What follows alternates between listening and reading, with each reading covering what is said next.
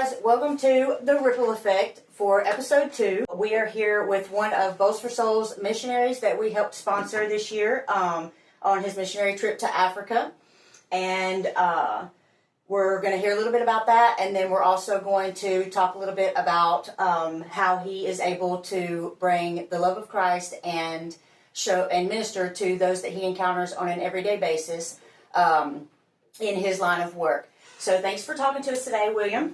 So you went to Africa this year. I did. Went to Zimbabwe, Africa, and we actually went to a place called Metabelaland South, which is close to Lord, I forgot the name. I'll come up with it in a minute. But we were actually in the town of Madlambanduzi, and we actually had 42 people in that town actually accept Christ, and we had 13 baptisms. Wow. Yeah. That's incredible. How long were you there? We were there for about 11 days. We were only in the town for about 6 or 7, and then we traveled about 11 days, traveling from the time I left the States till the time I got back. 11 days. Okay. Now, what all did y'all do while you were there? Oh, the team there's a local team there that consists of probably about 35, 40 people. Most of them are pastors that leave their churches from 2 to 4 weeks, and they go set up tents for the revival, set up tents for the and sound systems and all that in 2 various places. And then, like for me, I went and I stayed for a week basically doing ministry, and then I left. There were 2 other individuals that I was with. They stayed another week, and they went to another site that had been set up while we were traveling and transitioning and sightseeing. Yeah. Okay, well, I'm curious about, how do you go about balancing being able to do mission work, is it an annual basis or how often do you do mission trips? Well, for me personally, I try to do at least one foreign trip a year. But then I also, like for me, I also preach every other night, Monday night, at a recovery house called Chase House there in Pontotoc, and then find ways to do ministry and mission locally too in our community, right. Just to be active and understand that my ministry is not just inside or at the church. My ministry consists of, as John Wesley would say, the world is my parish. So right. I'm called to serve the whole world. Right. So, yeah. Well, I know that some people would find it difficult. Like, how did you start being able to get away from your full-time, because you work full-time as a finance and insurance manager? Right. And so now are you the only person in that position here, or do you have somebody that can fill in for you when you leave, or? I wouldn't say they fill in. I would say that once I leave and then I come back, there's a lot of stuff piled up on my desk for me to catch up on. But overall, I'll say that's one of the greatest blessings that I have. Right. For me as a person and as a pastor is the owners, Frank and Donna Alford at Chickasaw Equipment. They've always encouraged us in any way we can serve the Lord to serve the Lord. Probably 10, 12 years ago, when I was working at the Houston location, we have 3 locations, Frank, the owner, and his sons would go every year in February for a week to Honduras. So I would go with them then. So they've always encouraged us to take advantage of any opportunity we have, because for them, Christ comes first. Right. Yeah. So, that goes to show the importance of doing your best to work for an employer that, is that they're Christian people, right. and have the same, absolutely outlook on Christianity and the importance of spreading the gospel as yourself. And I would say, I've told people before this, I said, I've got the greatest bosses in the world, because Father God is first boss, and then Frank and Donna Alford, because they've really been good to my family and me. Yeah, that's awesome. So do you feel that you're able, or somebody else that works as a finance and insurance manager, a lot of people would say, well, how would you go about helping somebody finance a tractor and incorporate, showing the love of Christ or ministering to that customer in that kind of way. Right. So how would you say that you're able to do that in what you do? Well, the first thing is you basically, when someone is purchasing something, whether they're paying cash or financing, you got to have a conversation. So to make yourself available and just be open and honest and just be real with people, because they're coming to get something, but you're also trying to give them something that you can have a conversation about life. Just have a conversation about life. Hey, what are you going to do with the tractor? How are you going to use it? What goals do you have to use with it? And it just opens a door for you to begin to share. And I'm the type of person, and I'm pretty bold and out there, that if you crack the door, I'm gonna put my foot in it, and I'm gonna share the gospel in some way, some form, or some fashion. Right. Yeah. And it's important. It's important for somebody that's in your line of work or in any line of work to look, intentionally look for those kind of doors. Right. And so how do you go about practicing honesty and integrity in your job? In every dollar that flows through this Tupelo store, one way or another, flows through my hands. And one of the ways we have checks and balances to where everything has to match up, it's also to the point that you try to do what's best for the person on the other side of the desk. We are selling things. We do want you to buy stuff, but we also want you to be aware of that everything is mechanical, it's man-made, and there are options for you that if you don't have a mechanical mindset, you could extend something to have the ability to bring it back and not pay so much. So even with the financing, sometimes it's better for someone not to finance something. It's better because, like Kubota, for instance, might give a cash discount. So if you paid with cash, you might get it cheaper instead of financing it, because that's one of their programs. And just being honest and having everything above table. That's the best practice to have. So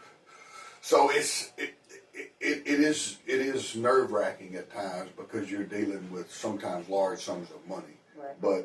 But the practices that's in place here at Chickasaw Equipment is that everything's above the table, and the owners, as well as the store manager, which is the owner's son, youngest son, Neil Alford, he sees everything, because of the system keeps track of everything. So we know where money's going and where it's not, and we know if it's missing. Right. And very rarely do you have any missing. Very rarely. Do you ever encounter a situation where, say for instance, somebody is needing a piece of equipment of some kind to, which I'm sure that you encounter this a lot, to grow or keep up, their livelihood, what they use to make a living, say farmers, things like that. Do you ever encounter where they aren't necessarily having financial difficulties, but say for instance you try to get someone financed for a piece of equipment that they really need, and their personal story, and what they're needing it for, and do you ever feel like this is their only option, and how do you go about situations like that? In those circumstance situations, we have multiple outlets where we can try, if they get turned down at one place. Some places we can call, we can have a conversation saying, this is what's going on. And we have seen various entities understand that and not really go against their system, but allow some grace, because this person is in a situation to help them get to where they want to be. And then it turns out good. So it just depends on what the situation is and what they're dealing with and what they can do and can't do. That's the real, because in this position you do understand a lot about what people are struggling with and financial, especially with businesses. You see what they're trying to do, how they're trying to do it, and they do run into hardship. And it's not just people that are poor, struggling. It's wealthy people. I've seen people that you and I might think, man, they've got it made, and they couldn't buy anything in the store with credit because their credit's no good, because they went through a hardship. Right. And it's not due to their own. They just went through a hardship and they need help now. So in various ways, we have opportunities to help people that way. Right. So you're saying that there's, if you're willing and you have that kind of perspective, to be able to try to get the outlets that you're talking about to work with you and show that grace, that those things are there if you look for them. Yes, and there are occasions, just to be honest with you, where like if you were doing something now and we ran it through one of our entities, I'm not going to know what's going on with your history because we don't run the credit. We don't do the financial background check. The entities that we use do. So they see a lot of what's happened, and they can begin to put a picture together of what's been happening over the last 3 to 5 years. So a lot of times you'll have to have a conversation with them, and they can tell us. And there's a lot of things they can't tell me, but they can tell you because it's because of laws that the United States has about sharing private information. They can't tell me some stuff because of the situation, but they can tell you, and then we can have a conversation with them together. So there are ways, but then there are some that try to circumvent the system. You know what I'm saying? Yeah. They wouldn't plan on paying for it when they come in. So, you just have those kind of situations too. So it takes both sides to be able to work together and find that grace and find that help, that you can best get to your customers. I look at it as someone comes in, they're coming in for a need or a want. And what they need or want is something we might have here. But if they're not going to pay cash for it, then there's going to be another entity that's involved. So what I do and what Chickasaw Equipment does is we're basically the mediator between these two parties to try to get them together to create a relationship. And hopefully it's a long-standing relationship of mutual agreement to help them, and it helps both parties. Right. So we're looking at it as we're a mediator in the middle of the situation. Trust is the core of that working out. Right. Okay. So another thing that I would like to ask is when it comes to coworkers, like in your line of work, I've seen a lot of people that they show up for work, they do their job, they do a good job at their job, but they stay to their self. What kind of impact do you see, or do you know that can be of assistance or help your coworkers when it comes to making sure that you intentionally bring God's presence into your workplace? It's very ironic to me when Adam reached out to me about this, is because it's been a little over a week. And a week before that, it's very ironic. On Monday morning, I came to work, and at 8 o'clock, I got every employee we had that was here. And I brought them to the floor, and I told them that basically that I, as a person, had not lived up to who God called me to be. And that if we wanted this place to be the best it could be, then we had to change. And I said, I'm not throwing stones at anybody. Right. But I've not lived up to being the disciple that God called me. And I said, and I'm going to change. Right. And I said, honestly, the only way I know how to change it is if we keep doing the same thing, we're going to keep getting the same results. Exactly. And I said, for me, what I'm going to do is every morning at 7:55 before 8 o'clock, I'm going to be in the middle of the showroom floor, and we're going to invite you to come if you choose to. You can bring personal prayer requests. You can bring whatever. I said, but we're going to pray. First of all, we're going to give God thanks for allowing us to have a job. We're going to give God thanks for letting us get to work.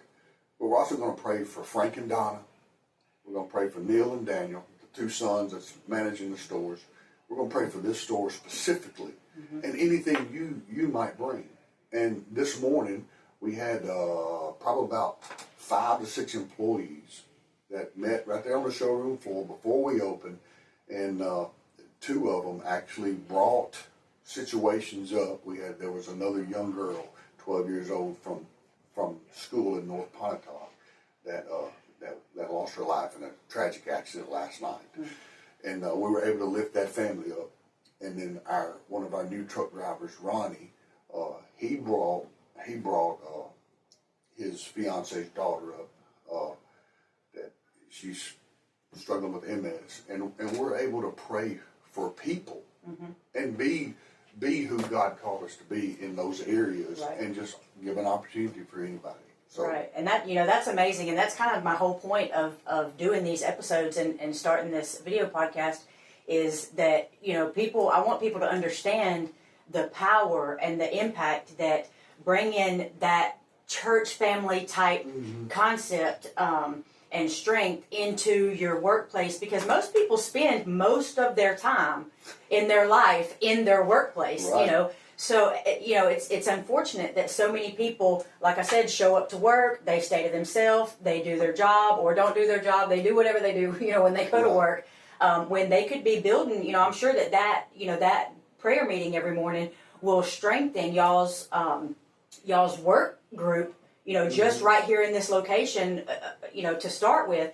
And that's where the name of the episodes come from, or the podcast comes from, is the ripple effect, the kind of effect that activity, that small, what looks like a small, simple activity every morning, the kind of ripple effect that it can have on, because those, your coworkers will take that home with them. They'll start to do that kind of stuff with their own families if they don't already. Their families will, start to take it to, their spouses will start to take it to their jobs and say, hey, my husband, he works, at Chickasaw Equipment, and they started doing prayer meetings in the mornings, and it's really having an impact on, not just the workplace, but the families in the workplace, the way that y'all operate as far as how you deal with customers, people's moods in general, to carry the kind of stuff around, like you're talking about, for families to carry, individually to carry that kind of stuff around gets heavy. Right. That kind of stuff gets heavy, and so that's one thing that they go over with you, when you start doing any kind of mental health, counseling or anything like that, is, the Bible tells us to do it as well, to share our burdens. Yes. To share our burdens, because we can't carry them alone. Nope. And so I think that's wonderful that y'all started doing that. Everybody in any line of work needs to start doing that. Do you feel like y'all's group here at Tupelo with this particular establishment is like a one-of-a-kind group, or do you feel like there are people that have the same morals and things like that in the other branches? Yeah, I think the other two stores do have individuals that are and groups that are centered on Jesus and following God. For me, it was just to the point that somebody had to step up. Somebody had to say, hey, we can't keep doing this. And I think that's in any area. And I think a lot of us as believers, it's easy to serve God at church, but it's scary and fearful to step out from in the natural world, in the natural realm. But it's kind of like what I've been sharing at church, like with Abraham. God called Abraham to do something that was, I just can't even imagine. Go to a place that I'll show you. I'm not going to tell you where to go. I'll show you as you go. And I think people need to be encouraged to understand that our faith walk is about faith. It's not about comfort. And if I tell both congregations, if you're uncomfortable during a sermon, that's exactly where you need to be, because church is not a place to be comfortable. Right. It's a safe haven for people that are hurting, but it is also, it is a place to be commissioned and sent to go into the world and share the gospel. Right. And by whatever means you can do that. Right. Use the gift God gave you. And I feel like that's more important now than it ever has been. Because we're running out of time. That's it. We're running out of time. Right. And it's the only thing you can't get back. You can't buy any more, and when time is gone, it's gone. Yeah. And you can't turn around and redo it. So you take advantage of what you have every single day. Definitely. And serve God. Definitely. And it's difficult at times, but it's worth it. And like you said, uncomfortable. Yes, very uncomfortable. It gets awkward and You know, if I, of all people, like I get anything different that I'm doing in my life, I get so nervous. Right. But I know that God's got me, and He's going to work everything out, and you know, you just have to push through the nervousness and the uncomfortableness sometimes. Absolutely. And then once you start to see the effect that it has, you know, there's not much that can hold you down after you see the kind of impact that is happening on lives. And it's also like when you brought up the work environment. We really and truly have a good, great group at this place, and I love each and every one of them. But there's also individuals that come in. I have the opportunity, because people find out or they know that you're a pastor or whatever. Mm-hmm. They'll share a little more than they will somebody that's just having a conversation with them. But I can't tell you the number of times that I've had the opportunity to go out those doors and go to the car and lay hands on men and women that are either on their way to the hospital for a checkup or something, or just left one, to where I get to actually pray for those people. And that's what, to me, that's what it means to be a Christ follower. Mm-hmm. Be available everywhere and anywhere, because you never know what's going to happen. Yep, it doesn't just have to go on in a church. That's it, right, right. And there's some people that are not going to church that they still believe. They may not be practicing, but they still need to know, hey, God sees, God knows, and He cares. And He's got people that care as well. And it's a powerful thing for somebody, especially, you know, somebody that isn't living, you know, a Christ-like life, and is just being a part of the everyday world, but was maybe brought up with the core basics of spirituality and Christianity. I know that at one point in my life, there were a few things or a few people that did something similar to that, and you can't help but know right then that, you know, God is still with you, and He's still sending people to try. You know, He won't stop trying to get to you, and those things can be really powerful. Yes. But so, is there anything that you would personally suggest to anybody that works in financing, insurance, sales of power equipment like y'all do, that you would suggest that would be a good start of a way, you know, if they're wanting to do, like you said, if they're wanting to start to change something intentionally and bring God into their place of work? Yeah. For me, what happened to me was this, is I had to first admit that I was part of the problem. Right. And I had to look, I called them by name and looked at every one of them, and I told them, I said, listen, I'm asking you to forgive me, because I haven't lived up to who I say I am. And it took laying down some pride to stand before men and women that don't go to church with me, that only see me here, to tell them, hey, I've done wrong. I haven't been who I say I am, and that's got to stop. And the only way I know how to change things is to let God do it. Right. And to be faithful. So for me, I had to ask them to forgive me. And then I had to say, you know what, we're going to pray. And I had to be willing to be vulnerable too. Mm-hmm. And I think people in general are looking for ways to be vulnerable, but because of our attitudes and our projections sometimes, they're not going to be vulnerable because they're afraid. Mm-hmm. You know, so I think we have to be like Jesus was and be compassionate. Right. Even when people we disagree with, that may not believe like us, still be compassionate and love them. Even if they don't share with you what's going on, that doesn't mean you can't pray for them. Right. You know, it doesn't mean that I can't go into my closet and pray for you and Adam and not even tell you. Yeah. Not even tell you. But I can pray and believe God and trust God, and then just sit back and watch and see God move and do things to take you places that you never dreamed you would go, and just say, thanks God. And it'll amaze you every time. Every time. It will blow your mind every time. You know, as I told both congregations, you don't have to tell somebody you're praying for them. Just pray for them and watch God. Mm-hmm. God will do it. That's good. Yeah, He will. He will move. He will every time, but you got to be willing. Yes, it. You got to be willing to let Him. Yep. You have to be willing to be obedient and open your ears to listen to what He tells you He wants you to do. And the more you do that, the more you'll be amazed. And another way, I think sometimes we, even in America, especially our American church, or even let's just say Mississippi church is one of the ways, is we focus so much on grace, but I still believe that obedience is better than sacrifice. I think it's better to obey God and not use grace as a crutch, right, as a whatever. But you know what? Go get up with the mentality of every day that today is a new day. Opportunities are waiting.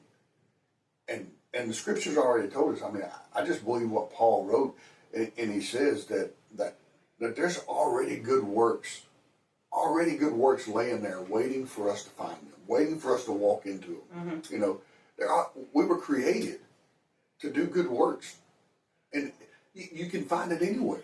It may be for me, like I tell people all the time. You know, it may be for you where you need to start is in the car when you're by yourself and quit getting angry and frustrated because people don't drive the way you want them to. Right. Maybe start letting God deal with you on the inside in that area. Yeah. And then see where that'll take you. You never know. Mm-hmm. You know? Yeah. You could find yourself standing on the side of a street corner and every car going by, God's called you to stand there and pray for them. And that sounds weird and silly and crazy, but hey. And people will think you're crazy. That's it. Except the person that you're going to, because they'll know that something supernatural is happening for you to have known for somehow that they needed what you're offering them. That's it. Yeah. Mm-hmm. But that's how God works. Yes. Works in amazing ways. No doubt. Yep. No doubt. Well, we sure do appreciate you talking to us. Thank you for inviting me. And me. I feel like this is really going to be powerful to other people that can hear. You know, it's easy to interview preachers and you know people that obviously or supposed to obviously live out their everyday life. But I feel like that for other people to be able to see that you can use your everyday line of work. You know, just normal stuff. You know, tons of people come to get tractors and side by sides, and you know. I think we as a church sometimes forget that Paul was a tent maker. Yeah. A man that gave his life to Jesus and served him, still made tents on the side. So he was with what we call, he wasn't a professional, and I've never considered myself a professional preacher, to try to be raw and real with people and what God's done in my life. Right. Yeah. We sure do appreciate you talking to us. So much. And we'd like to shed a little light on the fact that our new podcast is still sponsored by Bowls for Souls, and you can check them out on Facebook. All of the profits go to support missionaries like William Montgomery here, and the more you purchase, the more missionaries we get to sponsor. Thanks for listening and watching today, and we'll see you next week.